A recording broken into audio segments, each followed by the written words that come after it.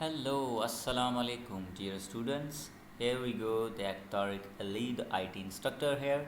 Okay, and we are just going to learn today MS Excel, Microsoft Office Excel. What is the Microsoft Office Excel? Microsoft Office Excel is an application software which is used for creating uh, s- to create it solve problems. It is use like we can say we can create or we can make the mark certificates, okay, the calendars, timetables, etc. So once again I'm repeating the definition of MS Excel, that MS Excel is an application software which is used for solving the problems, okay, like we are making the mark certificates, calendars, tables, or we can say the timetables and attendance sheets, okay, and so on. So let's start. So you can see here at the left corner, at the left bottom of the screen of your desktop, that you can see this is a start button and this is also called the Windows button. Just click on the start or Windows button, and now it is a pop-up menu of a start button or Windows button, we can say. Just drop down with the scroll bar and search the Microsoft Office folder. Here you can see that there's a Microsoft Office 2013. Just click on that dot to drop down the menu, and here you can see there is more than one applications software of this Microsoft Office 2013, but we are going to use MS Excel 2013 here. Just one click to open it. It's opening, and here we go. You can see that there is a more than one template of the MS Excel software, okay. We can also use any of them if you want. For example, there's a tips and the tricks of this Excel, formula tutorials, and the pivot table tutorials. Get more of the pivot table tutorials, and there is a tag, a tool to welcome. So we are just going for the blank document, the blank workbook. Just click on the blank workbook, and here we go. You can see there is a there is a written book 1 on the title bar. This is a title bar where is written book 1. It is mean that it is by default name of this file should be the book 1. You can also change this book 1 to save the work. Whenever you save the work, you can go for the click here on the file, or you can see there is a save button. I'm just telling you this is the save button. You can see here the save button. That short key of save is a control S. Just click on it, or go for the file. Just click on the file, and you can see there is a menu. That menu is called the standard toolbar, okay. You can see the standard toolbar, okay. Just click on the save. Whenever we clicked on the save, you can see there is a two question arise. One is that in which document or in which drive or in which folder you are going to save the work. For example, I already clicked on the browse. Let's see what will be there. Okay, here we go. What's going on?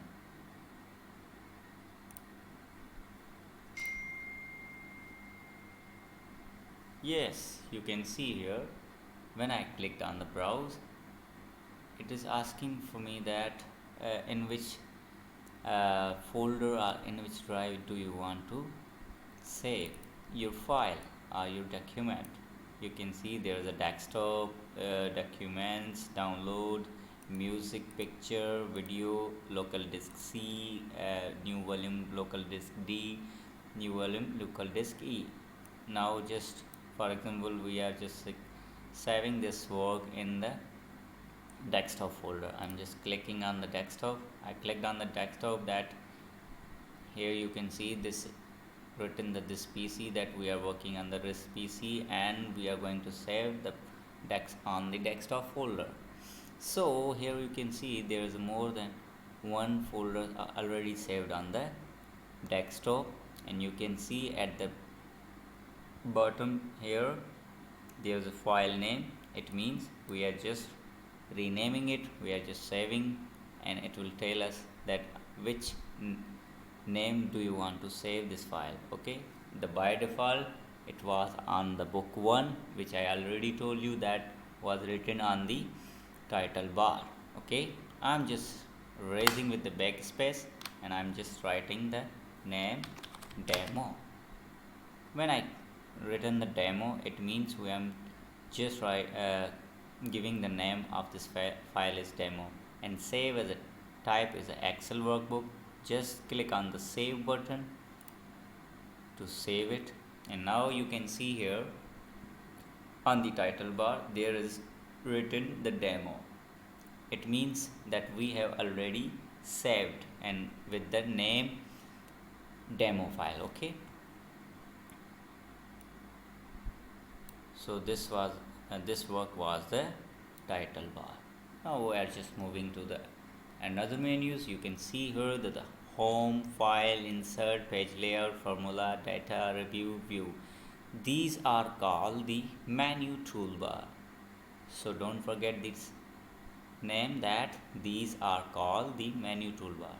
And you can see at the home button we are selected, and there is also more than one function. There is also more than one tags which have the many function. For example, first we have to write here something, and just after then we have to select them, and after then we have to perform from these any kind of action. Okay, सो जैसे कि अगर मैं यहाँ पर आपको बताता चलूँ कि ये जो है ये एक वर्कशीट है, ठीक है।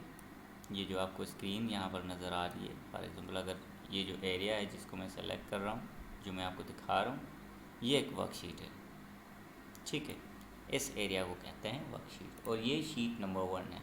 और हमेशा याद रखिएगा कि एक वर्कशीट के अंदर 3 वर्कशीट होती हैं। जैसे कि आप ये नीचे देखेंगे यहाँ पर न्यू वर्कशीट, जैसे ही मैं इसको क्लिक करूँगा तो ये वर्कशीट नंबर 2 आ गई, वर्कशीट नंबर 3 आ गई।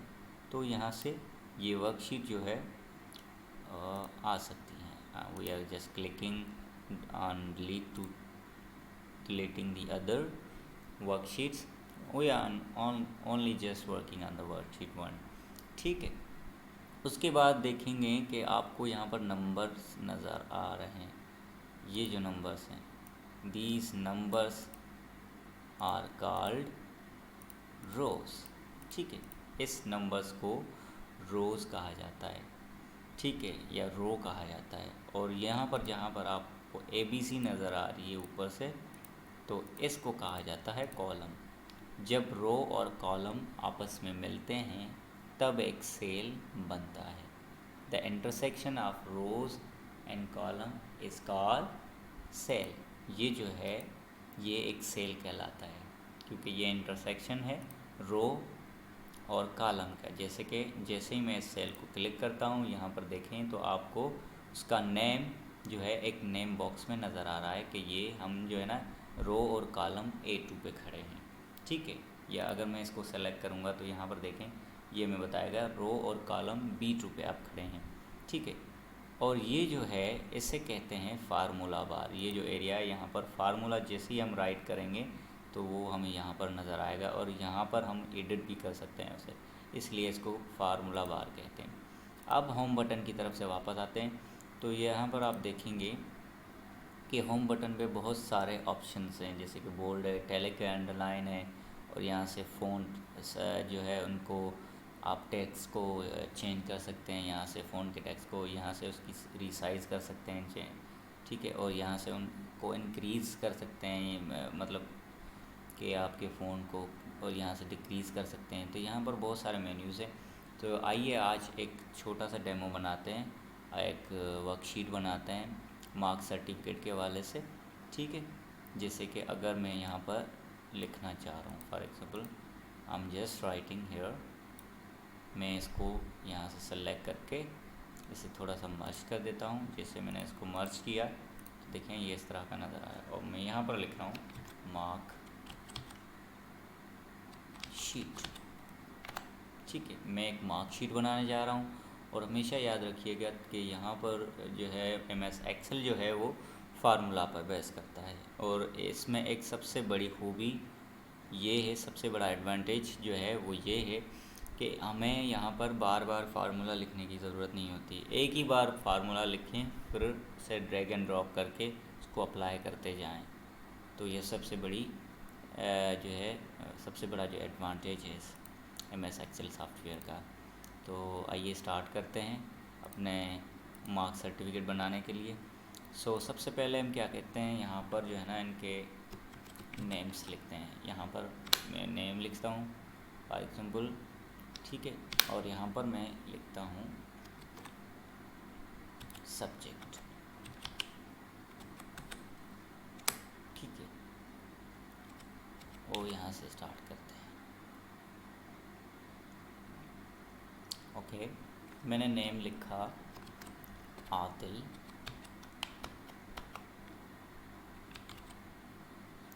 दूसरा नेम मैं लिखता हूँ राहिब, सना, मायरा,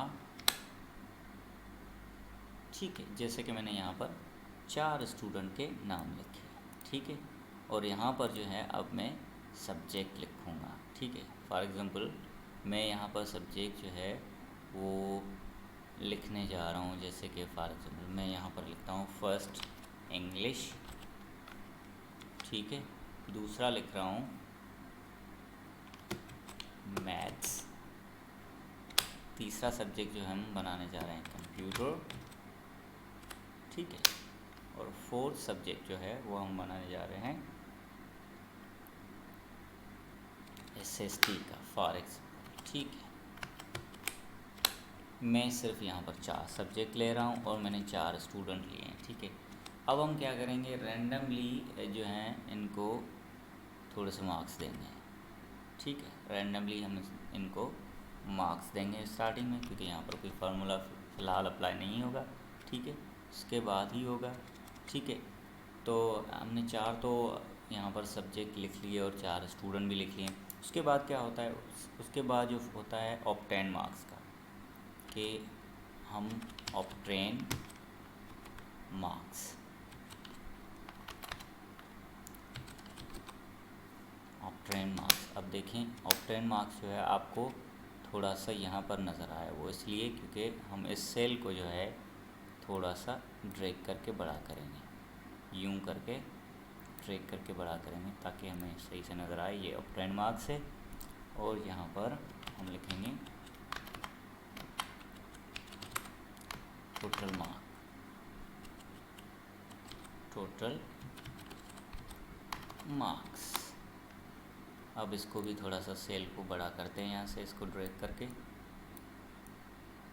ठीक है। ये भी हो गया, टोटल मार्क्स भी हो गया। उसके बाद आता है परसेंटेज एवरेज, तो हम लिखते हैं एवरेज, एवरेज हो गया। मिनिमम मार्क्स और मैक्सिमम मार्क्स, ठीक है। इसको थोड़ा सा ड्रैग करते हैं ताकि सही से नज़र आए टाइटल्स। ओके, अब हम रैंडमली जो है इन स्टूडेंट को मार्क देंगे पहले से। फॉर एग्ज़ाम्पल मैं आदिल को जो है इंग्लिश में दे रहा हूँ 78, मैं राहिब को 89, 8 दे रहा हूँ, सना को 97 दे रहा हूँ, मायरा को 67 दे रहा हूँ फॉर एग्ज़ाम्पल। ठीक है, मैथ में भी मैं इनको 65 दे रहा हूँ, रैंडमली कोई भी मार्क्स दे दें, कोई मसला नहीं होता। ठीक है,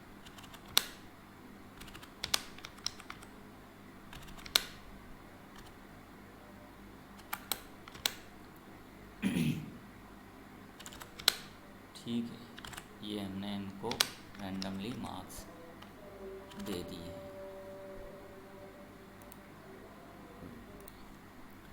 तो हम इनको रैंडमली मार्क्स दे रहे हैं।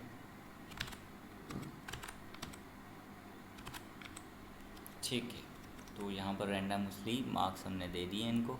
ठीक है, ये रैंडम मार्क्स हमने दे दिए इनको। अब आते हैं ऑप्टेन की तरफ। तो ऑप्टेन का जो फार्मूला है, और हमेशा याद रखिएगा कि कोई भी फार्मूला लगाने से पहले जो है इक्वल साइन ज़रूर लगेगी, बराबर की साइन लगाकर फिर ही फार्मूला यूज़ होता है, बराबर की साइन पहले आएगी, अदरवाइज़ आपका फार्मूला काम नहीं करेगा। जैसे कि अब ऑप्टेन मार्क्स का फार्मूला है इक्वल साइन। ठीक है,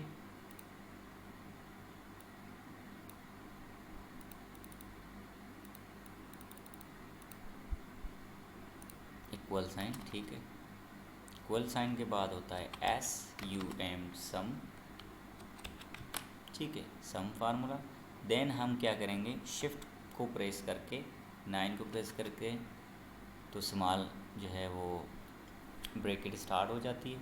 उसके बाद हमें देखना है कि फर्स्ट सब्जेक्ट हमारा कौन सी रो और कॉलम में है और लास्ट सब्जेक्ट हमारा कौन सी रो और कॉलम में है। इससे क्या होगा, जैसे ही जो है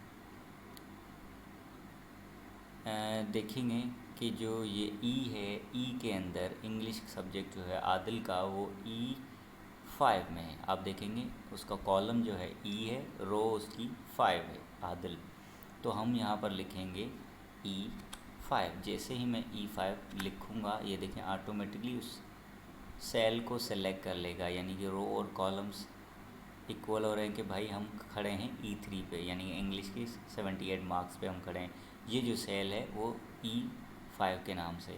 जब उसके बाद शिफ्ट दबाकर हम डबल डॉट देंगे, कॉलम देंगे। उसके बाद देखेंगे कि लास्ट सब्जेक्ट हमारा कौन सा है, और लास्ट सब्जेक्ट जो है वो है हमारा SST।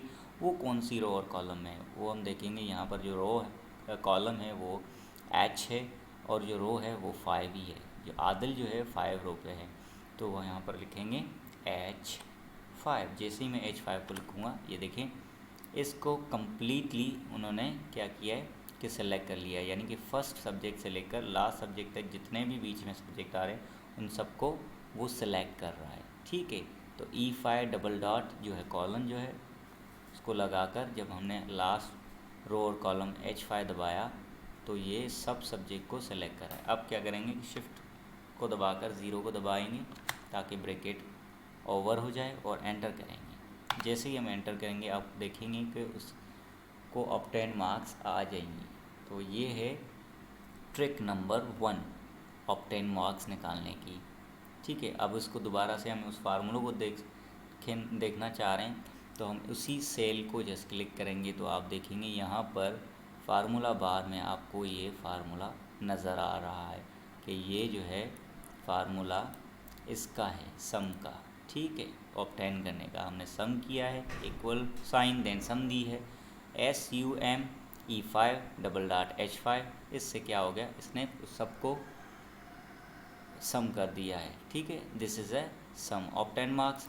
उसके बाद देखें हम इसकी दूसरी टिप जो है वो मैं आपको राहिब की तरफ से बताता हूँ कि राहिब के कॉलम पे हम आते हैं। यहाँ पर क्या करेंगे, हम वही पहले स्टार्टिंग में इक्वल साइन देंगे, उसके बाद SUM सम, देन शिफ्ट 9 को प्रेस करके ब्रैकेट स्टार्ट करेंगे। ठीक है, ब्रैकेट स्टार्ट करते ही अब देखें यहाँ पर ट्रिक नंबर 1 में हमने क्या किया था कि रो को और कॉलम को देखा था कि फर्स्ट सब्जेक्ट में रो और कॉलम कहाँ पर है और लास्ट सब्जेक्ट तक रो और कॉलम कहाँ पर है। ठीक है, इसमें हम क्या करेंगे, जस्ट उस सेल को क्लिक करेंगे फर्स्ट पर। फर्स्ट सब्जेक्ट का जो है राहिब का फर्स्ट सब्जेक्ट कौन सा है, इंग्लिश कौन सी रो और कॉलम में, जस्ट उस सेल को क्लिक करेंगे तो वो ऑटोमेटिकली उस सेल का नाम जो है वो लिख लेगा कि भाई हम राहिब का जो फर्स्ट सब्जेक्ट है इंग्लिश, जहाँ पर 98 मार्क्स उन्होंने लिए हैं, वो है E6 पर। ठीक है, जैसे ही हम इसको लिखेंगे तो ये वहाँ पर ऑटोमेटिकली उसको जो है क्लिक करते ही हमें वो अपना नाम वहाँ पर शो कर देगा। अब हम इसको क्या करेंगे, राइट लेफ़्ट क्लिक करके इसको ड्रैग करेंगे। जैसे ही हम इसको लास्ट सब्जेक्ट तक ड्रैग करेंगे, ये ऑटोमेटिकली वो फार्मूला लिख लेगा कि भाई फर्स्ट सब्जेक्ट इसका E6 में है, ठीक है, यहाँ पर, और लास्ट सब्जेक्ट इसका H6 में है। यहाँ से लेकर यहाँ तक जितना भी है उसको सम कर दो। शिफ्ट 0 को प्रेस करके हम ब्रैकेट ओवर करेंगे और जैसे ही एंटर करेंगे तो ये इसकी सारी मार्क्स ऑब्टेन कर लेगा। सम करके हमें बता देगा कि इन्होंने जो है 343 मार्क्स उठाए हैं और इन्होंने 318 मार्क्स, और टोटल मार्क्स जो हैं वो कितनी होंगी, क्योंकि हमने 4 सब्जेक्ट दिए थे, 1 2 3 4, तो 4 सब्जेक्ट के हवाले से ये 400 ही होंगी। इसका मतलब है कि 400 से इन्होंने जो है आदिल ने 400 से 318 मार्क्स लिए हैं और राहिब ने 400 से 343 मार्क्स ली हैं। तो ये आपको देखेंगे, जैसे हम दोनों को क्लिक करेंगे आपको ये फार्मूला भी यहाँ से नज़र आएगा। ठीक है, अब चलते हैं थोड़ा सा आगे। उसके बाद ये समझ में आ गया, ठीक है, ऑब्टेन का ट्रिक नंबर 1 और ट्रिक नंबर 2। अब आते हैं हम एवरेज यानी कि परसेंटेज की तरफ। एवरेज भी कहते हैं हम, परसेंटेज भी निकाल सकें। तो इसमें 2 तरह के तरीके होते हैं, और कौन कौन से, देखिए यहाँ पर एज़ यूजुअल के जैसे कि हमें पता है कि मैथमेटिक्स के हिसाब से हमें जब भी परसेंटेज हम निकालते हैं तो उसका क्या तरीक़ेकार, क्या फार्मूला होता है कि ऑब्टेन मार्क्स को हम डिवाइड करते हैं टोटल मार्क्स के साथ, देन मल्टीप्लाई करते हैं 100 के साथ। तो यहाँ पर भी वही फार्मूला जहन में रख के हमें उसको जो है कैलकुलेट करना है कि हमारा एवरेज जो है, हमारा परसेंटेज है वो कितना आता है। फॉर एग्जांपल अगर मैं यहाँ पर आदिल का निकालना चाह रहा हूँ तो आदिल का जो ऑब्टेन और टोटल है मुझे ये जहन में रखना है। एज मैथमेटिक्स फार्मूला मुझे क्या करना होगा कि ऑब्टेन मार्क्स को डिवाइड करना होगा टोटल मार्क्स के साथ, देन मल्टीप्लाई करना 100 के साथ। और हमेशा याद रखिए विदाउट इक्वल साइन हम कोई भी फार्मूला परफॉर्म नहीं कर सकते। पहले हम देंगे इक्वल साइन, मैंने बराबर की साइन दी, ठीक है। उसके बाद मैं देखूंगा कि मेरी ऑब्टेन मार्क्स कहाँ पर, मेरी जो ऑब्टेन मार्क्स है वो यहाँ पर देखें I5 में है, आदिल की कॉलम I और 5 जो है रोज़ इसकी। यहाँ पर अगर मैं I5 को लिखूँगा तो ये ऑटोमेटिकली इसको सेलेक्ट कर देगा। अगर मैं I बैक स्पेस करके इसको थोड़ा मिटाता हूँ, ट्रिक नंबर 2 बताता हूँ, तो वो ये है कि I5 जो सेल है ऑब्टेन मार्क्स, उसको जिस क्लिक करूँगा तब भी वो उसको लिख लेगा उसका नाम। अगर हम इसका नाम खुद लिखें तब भी ठीक है, अदरवाइज़ अगर हम उसी सेल को क्लिक करेंगे तभी वो उसका नाम जो है वो लिख लेगा कि भाई हम I5 पे हैं। I5 यानी कि obtain marks divided by total marks, divided sign देंगे with the total marks. Total marks जो हैं वो हमारे रो J में और कॉलम J और रो 5 पर है। जैसे ही मैं J5 लिखूँगा ये ऑटोमेटिकली इसको सेलेक्ट कर लेगा, ठीक है।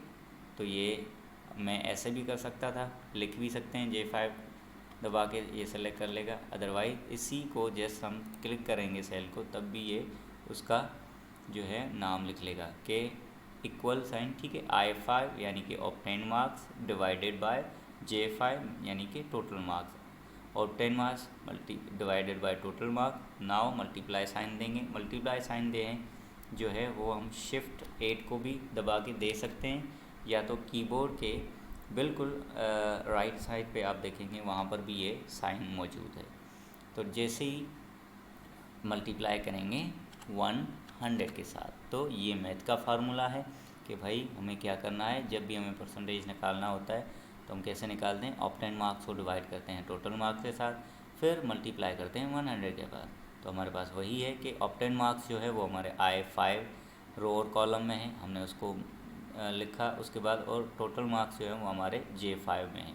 तो यानी कि I5 obtain marks divided bye J5 total marks with multiply with the 100 equal है, ठीक है। तो एंटर करेंगे तो उसका परसेंटेज आ जाएगा, ये देखिए तो इसका जो परसेंटेज है वो 79.5 है।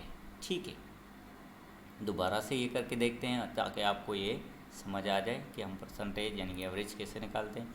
तो आइए निकालते हैं अब राहिब का। अब राहिब के परसेंटेज यानी कि एवरेज निकालेंगे, इक्वल साइन। ठीक है, उसके बाद देखेंगे ऑपरेंड मार्क्स, ये है हमारा ऑपरेंड मार्क्स। ठीक है, multiply sign, divided sign, divided with the total marks. Okay, multiply with 100 और एंटर प्रेस करेंगे तो ये देखें 85.75 इसका परसेंटेज है। ठीक है, आ गया ये। उसके बाद जो है हम निकालेंगे मिनिमम मार्क्स। मिनिमम मार्क्स का मतलब ये होता है कि कम से कम मार्क्स। अब ये क्या है, ये हमें बताएगा कि ये जो 4 सब्जेक्ट हैं, इन चारों सब्जेक्ट्स में से कौन से सब्जेक्ट में आदिल ने मिनिमम मार्क्स लिए हैं।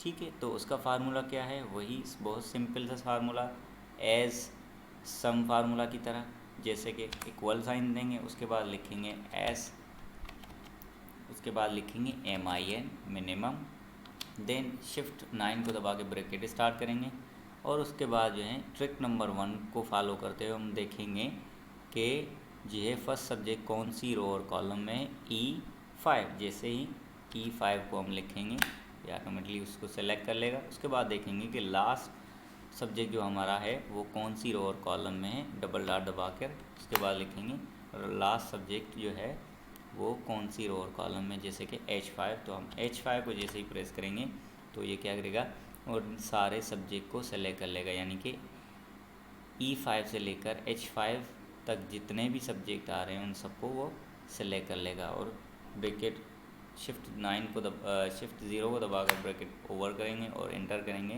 तो वो हमें बताएगा कि 65 मार्क्स जो हैं वो इनकी कम से कम मार्क्स है। मिनिमम मार्क्स मीन कम से कम मार्क्स, और वो कौन से सब्जेक्ट में है, वो मैथ के सब्जेक्ट में है। ये देख सकते हैं आप कि मैथ के सब्जेक्ट में ही 65 है इनकी, इंग्लिश में 78, कंप्यूटर में 88 और SST में 87। यानी कि मिनिमम मार्क कम से कम जो मार्क्स हैं वो इनकी मैथ में है, जो हमने निकाल लिए एज फार्मूला की तरफ है। आप जैसे ही मैं इस सेल को क्लिक कर रहा हूँ 65 को, अब देखें फार्मूला बार में इसका फार्मूला नज़र आ रहा है कि इक्वल साइन मिनिमम। ठीक है, MIN जो है वो शॉर्ट फॉर्म में मिनिमम का, देन ब्रैकेट साइन, देन वो E5 यानी कि फर्स्ट सब्जेक्ट जो है रो और कॉलम इंग्लिश में है। ठीक है, E5 और लास्ट जो है वो हमारा H5 में है। ठीक है, दोबारा करते हैं ट्रिक नंबर 2 की तरफ से। तो यहाँ पर हम क्या करेंगे, equal sign then MIN minimum, shift 9 bracket start. अब देखेंगे फर्स्ट सब्जेक्ट इंग्लिश, उसको हम जैसे मैं क्लिक करूँगा उसका नाम लिखा आ रहा है E6 और इसको क्लिक करके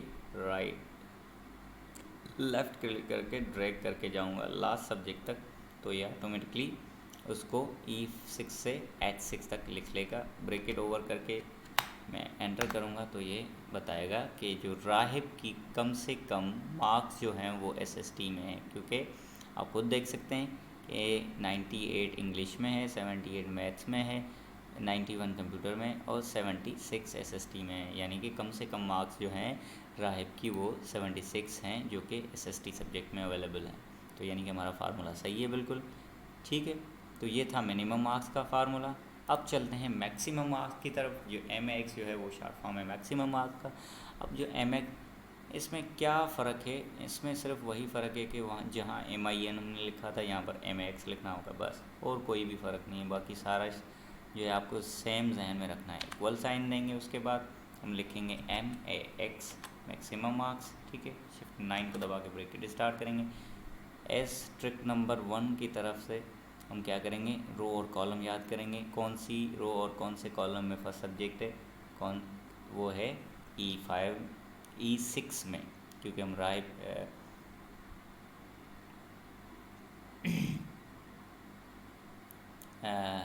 आदिल का निकाल रहे हैं। तो यहाँ पर कहाँ पर है E5, तो हम जैसे ही E5 को प्रेस करेंगे लिखेंगे तो वो ऑटोमेटिकली E5 के सेल को सेलेक्ट कर लेगा। उसके बाद शिफ्ट दबा कर डबल डॉट दबाऊँगा। उसके बाद मैं जो है लास्ट सब्जेक्ट देखूँगा कौन सा है, लास्ट है SST कौन सी रो और कॉलम में, H5 में। H5 को क्लिक करूँगा, ऑटोमेटिकली इसको सेलेक्ट कर लेगा। शिफ्ट 0 को दबा के ब्रैकेट ओवर करूँगा और एंटर करूँगा तो मैक्सिमम मार्क्स जो हैं वो इसकी 88 हैं। कौन से सब्जेक्ट में? कंप्यूटर में। इंग्लिश में 76, मैथ्स 65, कंप्यूटर 88 एंड SST 87। तो ज़्यादा से ज़्यादा यानी मैक्सिमम मार्क्स जो हैं वो इनकी कंप्यूटर में 68। ये आप उसका फार्मूला बार में देख सकते हैं दोबारा से, ठीक है। और यहाँ से भी आप इसको एडिट कर सकते हैं। और उसके बाद हम चलते हैं नेक्स्ट ट्रिक की तरफ। ट्रिक नंबर 2 जो हम वो राहिब की तरफ निकालेंगे, ठीक है। तो यहाँ पर इक्वल साइन स्टार्टिंग में, उसके बाद MAX, उसके बाद जो है ना शिफ्ट 9 को दबा के ब्रैकेट स्टार्ट करेंगे और हम जो है फर्स्ट सब्जेक्ट जो है राहिब का वो है इंग्लिश, उसको सेलेक्ट करेंगे। ऑटोमेटिकली वो जो है वहाँ पर फार्मूला के अंदर उसका नाम जो है लिखा आ रहा है, कौन सी रो और कौन सा कॉलम है, E6। क्लिक करके इसको ड्रैग करेंगे लास्ट सब्जेक्ट तक, तो वो ऑटोमेटिकली सारों को सेलेक्ट कर देगा और यहाँ पर उसके फार्मूला लिखा आ रहा है E.डबल डॉट यानी कि colon to E6 double dot यानी कि कॉलन टू H6 यानी कि फर्स्ट सब्जेक्ट लेकर लास्ट सब्जेक्ट को उसने सेलेक्ट कर लिया। ब्रैकेट ओवर करके एंटर करेंगे तो ये इसकी कम से कम ज़्यादा से ज़्यादा मार्क्स जो हैं वो बताएगा कि 98 हैं। और 98 कौन से सब्जेक्ट में मार्क्स हैं? इंग्लिश में। 78 मैथ्स में है, 91 कंप्यूटर में, 76 SST में। तो ये था हमारा जो है मिनिमम और मैक्सिमम का फार्मूला। यहाँ तक हमारे जो है टोटल फार्मूला हो गए। बाकी जो ग्रेड का फार्मूला है वो थोड़ा बड़ा है, वो मैं आपको बाद में सिखाऊंगा, ठीक है। कि हम कैसे हैं ग्रेड निकालते हैं, कैसे हम उसको रिमार्क्स देते हैं, ठीक है। क्योंकि उसमें कंडीशन लगेगी, इफ़ एल्स की कंडीशन, ठीक है। तो यहाँ तक हमने कर लिया है। और जो फाइनली मैंने आपको स्टार्टिंग में जो बताया था कि MS एक्सेल जो है वो ऐसा सॉफ्टवेयर है जिसमें एक ही बार फार्मूला लिखना पड़ रहा है, उसके बाद ड्रॉप का जो है करके हम दूसरे स्टूडेंट को जो है 1 सेकंड में कैलकुलेट कर सकते हैं उनकी रिज़ल्ट और उनके फार्मूला अप्लाई कर सकते हैं। वो कैसे? जैसे कि यहाँ पर मैंने 4 स्टूडेंट लिखे हैं, आप नीचे लिखते जाएं स्टूडेंट, भले 100 हो, 15 हो, 20 हो, 25 हो। तो उसको हम क्या करेंगे, जस्ट इसको ये जो हम सेल है इसके नीचे आप देखेंगे बिल्कुल कॉर्नर में राइट साइड डॉट की तरह आपको नज़र आ रहा है। जैसे ही आप उसको उस पर माउस का कर्सर रखेंगे तो इस तरह का ब्लैक हो जाएगा, ठीक है। प्लस इसको क्लिक करके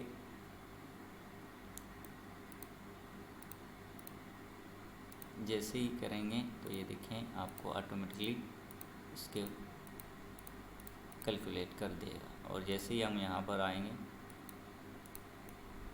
तो ये देखें यहाँ पर भी 400 आ गए। और यहाँ पर जो फार्मूला है, अब जैसे ही हम इसको क्लिक करेंगे और ड्रैग करेंगे नीचे तो ये ऑटोमेटिकली उनका भी परसेंटेज निकाल लेगा ऑटोमेटिकली, क्योंकि फार्मूला ऑलरेडी रिटन है। तो इसको ड्रैग एंड ड्रॉप करेंगे तो ऑटोमेटिकली उसको मिनिमम और मैक्सिमम भी निकाल लेगा। इसका भी ऐसे ही है, जैसे ही ड्रैग एंड ड्रॉप करेंगे कि मिनिमम और मैक्सिमम निकाल लेगा। तो ये थी हमारी आज की मार्क सर्टिफिकेट। और इसको हम थोड़ा सा खूबसूरत बनाने के लिए इसको जो है बॉर्डर भी देख सकते हैं। तो इसको मैं पहले से यूँ सेलेक्ट करता हूँ, सेलेक्ट करके जो है मैं इसको थोड़ा सा बोल्ड कर देता हूँ बोल्ड टैग से। जैसे मैं बोल्ड टैग को क्लिक करूँगा ये बोल्ड हो गया, इटैलिक को क्लिक करूँगा ये थोड़ा सा टेढ़ा हो जाएगा, इटैलिक हो जाएगा। अंडरलाइन करूँगा तो अंडरलाइन भी हो जाएगा, मगर अंडरलाइन अच्छा नहीं लग रहा तो अंडरलाइन को हटाते हैं, बाकी इसको रहने देते हैं। तो उसके बाद यहाँ पर देखें ये जो एरिया है यहाँ पर आपको नज़र आ रहा है कि ये बॉटम बॉर्डर है, ठीक है। तो जैसे ही इस बॉर्डर को यहाँ से हम बॉर्डर देंगे, डॉट क्लिक करेंगे और यहाँ पर हमें चेक करना है कौन से सारे बॉर्डर से हम कौन सा बॉर्डर चाहिए हमें। मुझे ऑल बॉर्डर्स चाहिए, तो मैं जैसे ही इसको क्लिक करूँगा इसको पूरा सा पूरा इसने बॉर्डर दे दिया है, ठीक है। तो ये आपको बॉर्डर्स नज़र आए। अब थोड़ा सा इसको डिज़ाइन भी दे सकते हैं, यहाँ से इसका थीम कलर भी रख सकते हैं कि कौन सा हम जो है अपनी मार्क्स सर्टिफिकेट को कलर देना चाह रहे हैं। फॉर एग्ज़ाम्पल आपने देखा होगा इस तरह का कलर होता है हमारी सर्टिफिकेट का, ठीक है। कोई भी देख सकते हैं, कोई भी हम कलर इसको दे सकते हैं, ठीक है। अब इसको मैं ड्रैग करके जो है ना इसको सेंट्रलाइज़ कर लेता हूँ, थोड़ा इसको सेलेक्ट करके मर्ज कर लेता हूँ सेल को। जैसे ही मैं इसको मर्ज करूँगा ये ऑटोमेटिकली सेंटर पे आ जाएगा, ठीक है। और इसको मैं चाहता हूँ कि दूसरा कलर दे दूँ, तो इसको सेलेक्ट करके मैं थोड़ा सा कलर चेंज कर दूँगा, ठीक है। इसको मैंने कलर चेंज कर दिया। मैं चाहता हूँ कि ये जो टेबल है ये यहाँ से मर्ज होता हुआ नज़र आए इस तरह, ठीक है। इसके बाद मैं क्या करता हूँ, इन दोनों को मिला देता हूँ, मर्ज कर देता हूँ। मर्ज कर दिया मैंने। अब इसको मैं थोड़ा सा ऊपर कर देता हूँ, ठीक है, डन। इसको थोड़ी सी साइज़ बड़ी कर देता हूँ ताकि मार्क्स सर्टिफिकेट में अच्छे से नज़र आए। इंक्रीज़ कर दी मैंने। इसको थोड़ा सा स्टाइल भी फ़ॉन्ट का चेंज कर देता हूँ, थोड़ा सा अच्छा नज़र आए, खूबसूरत सा मार्क्स सर्टिफिकेट, ठीक है। कोई भी देख सकते हैं आप यहाँ से। फॉर एग्जाम्पल मैं ये दे सकता हूँ, मुझे अच्छा लग रहा है। और इनको भी राइटिंग स्टाइल ये दे देते हैं, ये अच्छा लगेगा इनके पास, ठीक है। उनको भी ये राइटिंग स्टाइल दे देते हैं, डन।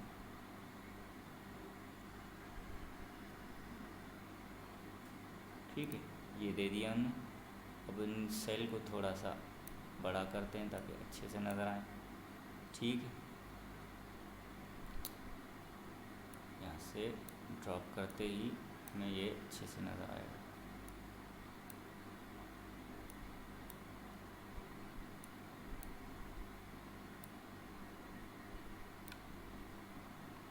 ठीक है, तो यहाँ तक क्लियर है।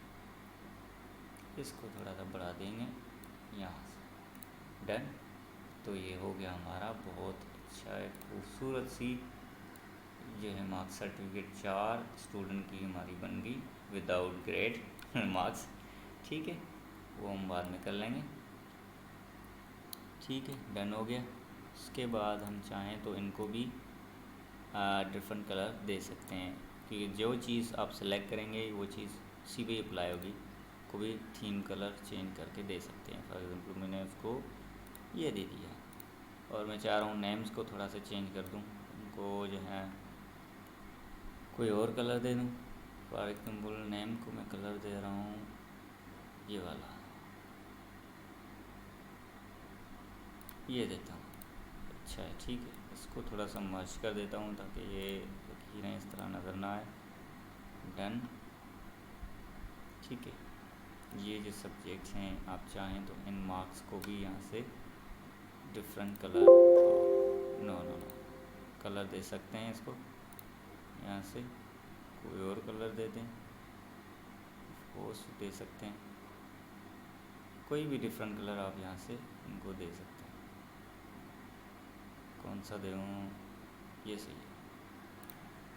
फाइव आप 10 को भी अलग से देख सकते हैं, मगर अच्छा नहीं लग रहा, ये तो अजीब सी कहानी लग रही है हमें, इसलिए बेहतर है कि उसको रहने देते हैं। सब इनको कलर्स नहीं एक जैसा ही देते हैं, ठीक है, ये सही है। बस यहाँ तक जो है ये हमारी छोटी सी मार्कशीट बन गई। अब हम उनके फार्मूलाज इसको क्लिक करके चेक कर सकते हैं कि कहाँ पर हमारे फार्मूलाज हैं, ठीक है। आज का लेक्चर जो है वो हमारा यहाँ तक एंड होता है, ठीक है। बकिया जो हैं चीज़ें हम नेक्स्ट लेक्चर में पढ़ेंगे। नेक्स्ट लेक्चर में सीखेंगे कि ग्रेड्स कैसे बनाते हैं, रिमार्क्स कैसे बनाते हैं, कंडीशंस क्या होती हैं, कंडीशनल फॉर्मेटिंग क्या होती हैं, और इफ एल्स कंडीशन जो है वो कैसे अप्लाई होती हैं, ग्रेड्स कैसे बनाते हैं। अब तक के लिए इतना है, ठीक है। टेक केयर, अल्लाह हाफिज़, बाय बाय।